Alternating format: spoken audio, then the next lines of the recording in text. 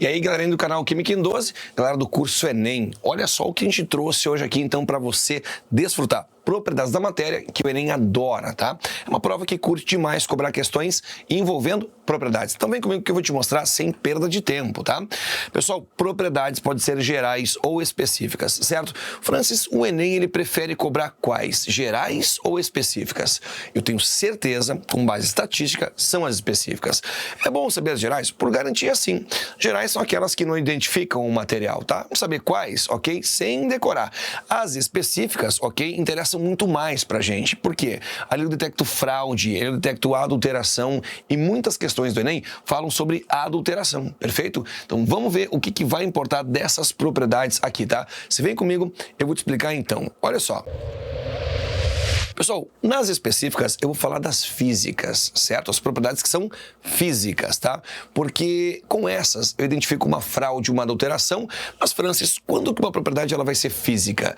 Quando ela for quantitativa, tá? Quando eu atribuir um valor a ela, tá? Ela é representada por um valor. Ponto de fusão e ebulição é uma propriedade física, porque, olha só, eu estou atribuindo valores, então, aqui, tá, a essas propriedades. Cada substância tem o seu ponto de fusão e o seu ponto de ebulição. Decorar valor, jamais, tá? O que eu quero te falar é o seguinte. Se uma questão do Enem falar, por exemplo, assim para você, olha, uma amostra de metanol entrou em ebulição a 78 graus. Será porque o meu metanol, aí eu peguei numa quantidade excessiva? Não, não é, guarda isso. Uma amostra de, por exemplo, mercúrio, tá? Fundiu a menos 40 graus Celsius. Será porque eu peguei, então, ali menos ou mais mercúrio que deveria? Pessoal, ok? Se os valores não baterem, não forem respeitados, é porque tem alguma impureza. Então, eu descobri fraude nas minhas substâncias. Num álcool, ok? Num hidrocarboneto, num metal, num gás. Então, eu consigo descobrir impurezas. Outra coisa que quero fazer você entender bem é, se eu tenho substâncias conhecidas ou não, verdadeiras ou hipotéticas, eu consigo descobrir qual é o estado físico de cada uma, tá? Usando dados que a questão vai me dar. Então, eu vou ter aqui, pessoal, essas informações, ok? E eu estou no momento nas condições ambientais. Eu quero que você lembre qual é a temperatura nas condições ambientais. Quando se fala em temperatura ambiente, se fala então ali em 25 graus Celsius e 1 atm, perfeito? 25 Celsius e 1 atm. Vamos juntos descobrir então qual é o estado físico ali da substância, por exemplo, o oxigênio. Galera, se eu estou a 25 graus, então 25 está acima do ponto de ebulição. Só pode ser um gás. Se eu estou então ali a 25, a amônia só pode ser um gás, porque eu estou acima do ponto de ebulição. E o metanol, o que você acha que ele é? 25 ficou entre a fusão e a ebulição, então ele vem a ser um líquido. A acetona, 25 não fica aqui no meio, então eu vou ter um líquido também, tá? E o mercúrio, o que você acha? 25 está entre os dois valores. Eu tenho um líquido também. Olha que fácil determinar o estado físico da minha substância. O alumínio, que é um metal, ok? Conhecendo ele ou não, se eu estou a 25 graus, bom, 25 fica aqui, antes do ponto de fusão. Estado físico da substância vem a ser, então, sólido. Viu? Como você, então, utiliza ali ponto de fusão e ebulição para prever um estado e determinar pureza, certo? Ou impureza, né? Na tua amostra. Vamos lá, vamos para frente, pessoal. Quando se fala em ponto de fusão e ebulição, por exemplo, eu quero que você entenda uma coisa. Durante a fusão de uma substância pura, a temperatura tem que permanecer constante, tá? Durante a ebulição de uma substância pura, a temperatura tem que permanecer constante. Esse comportamento, então, e esse gráfico representa uma substância pura. Por exemplo, a água, né? Partindo aqui do gelo e tal. Galerinha, então, esses pontos constantes determinam que essa substância, ela é pura. Francis, e se eles não forem constantes? Você tem uma fraude, tem uma mistura, tem então impurezas, perfeito? Olha essa questãozinha então aqui, tá? Bem estilo Enem, exige nossa interpretação. Ela fala assim, ó, a comparação entre as proporções isotópicas de amostras de um mesmo material, que tem a mesma idade, encontradas em diferentes regiões, pode ser utilizada para revelar se elas têm ou não a mesma origem. Então, de acordo com a composição de isótopos, eu sei a origem de um material, é o que diz a questão. Belo comentário, tá? Se as proporções são iguais, então é possível que tenha a mesma origem. Mas se forem diferentes, ok? É certeza que não vieram do mesmo lugar, não tem a mesma origem. Estilo Enem, o enunciado explicando o que é pra gente fazer. A tabela a seguir apresenta os dados de umas amostras de água, incluindo uma de um cometa no qual uma sonda pousou recentemente. Muito bem, pessoal. Temos a água da Terra, ok? Água contendo deutério, água apenas com deutério e água de um cometa. Ponto de ebulição, ponto de fusão, ok? Porcentagem de deutério, então, ali, né, nessa água. Dependendo da origem, uma certa porcentagem. Muito bem. Com base nesses dados, pode-se afirmar corretamente que a água do nosso planeta, repare bem, tá?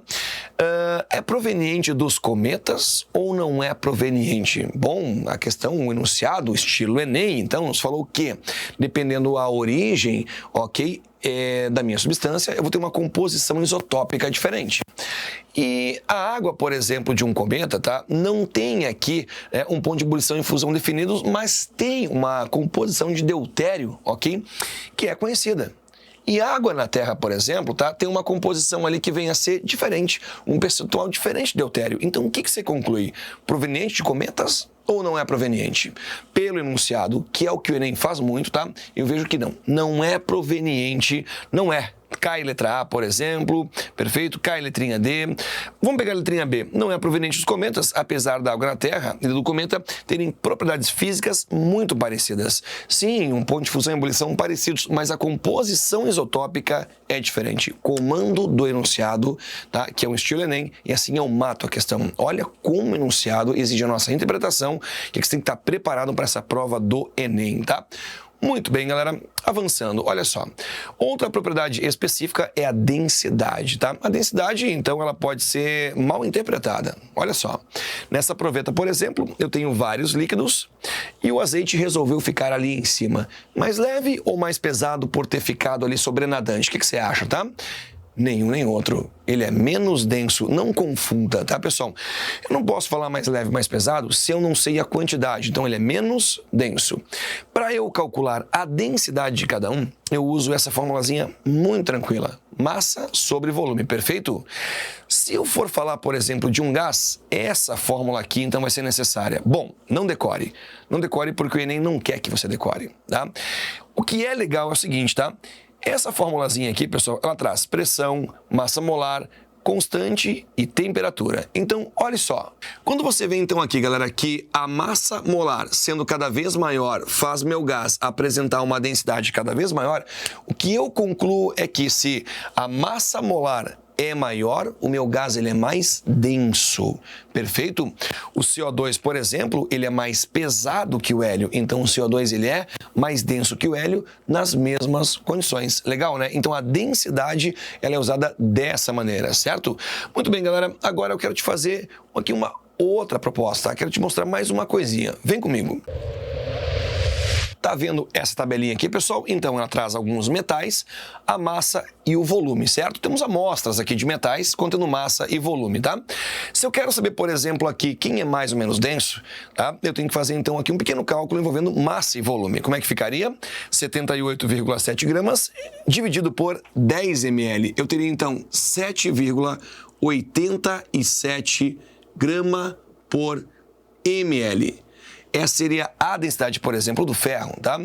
O alumínio, então, se eu tenho essa massa e esse volume, é só fazer 27 dividido por 10. Eu teria, então, aqui 2,7 grama por ml. Muito bem. Pessoal, e daí por diante, até chegar no irídio, tá? Até chegar no irídio, onde eu teria uma densidade de 22,61 grama por ml. Aí eu te pergunto, no mesmo volume, quem é mais pesado? Você pode me responder. O irídio mais pesado, perfeito? Usando o mesmo volume de todos, tá? Agora, galera, e deles? Quem, por exemplo, é mais denso? É também o irídio, tá? Usando o mesmo volume, ele é tanto o metal mais pesado, ok? Quanto o menos denso. Eu só não posso, tá? Te perguntar assim, quem pesa mais, independente da tabela, tá? Ferro, irídio, ouro.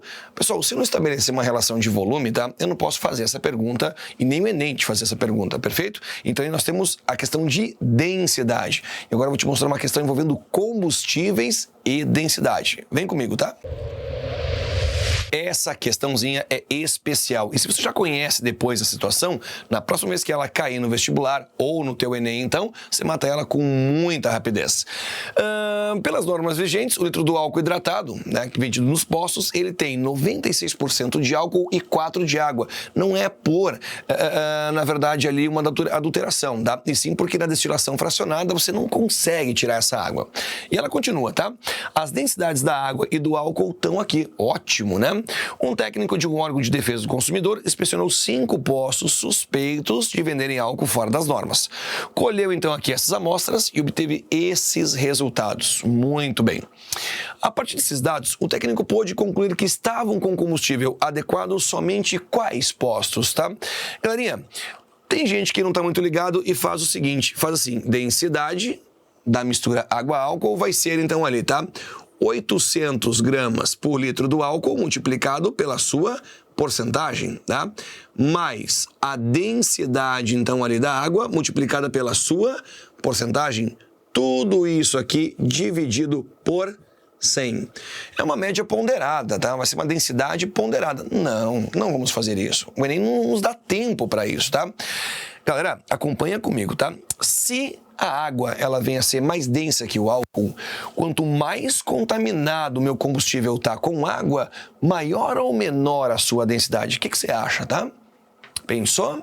Muito bem. Quanto mais água tiver, ok? Mais densa é a minha mistura. Então, o posto 1, 2 e 3, eles são os mais densos aqui no combustível. Então, é onde tem mais água, né? Logo, eu não faço cálculo nenhum e sei que os de menor densidade apresentam menos água na sua composição. Então, quer dizer, os postos 4 e 5, eles estão corretos. Certo, galera? Tempo? Quase zero para você resolver a questão. É chegar conhecendo as situações. E combustível, tá? Fontes energéticas sempre no Enem. E isso vai estar lá presente, tá? Pode esperar que vai estar lá. Muito bem, galerinha. Então, essa foi a parte 1 de propriedades, ok? Fique atento, né? Tem uma próxima aula, parte 2, que está aqui, então, nesse teu curso Enem do canal Química em 12. Pega o teu material que está à disposição, pratique, porque vai se dar muito bem nessa prova. Tô torcendo por você, galera. Tchau, tchau.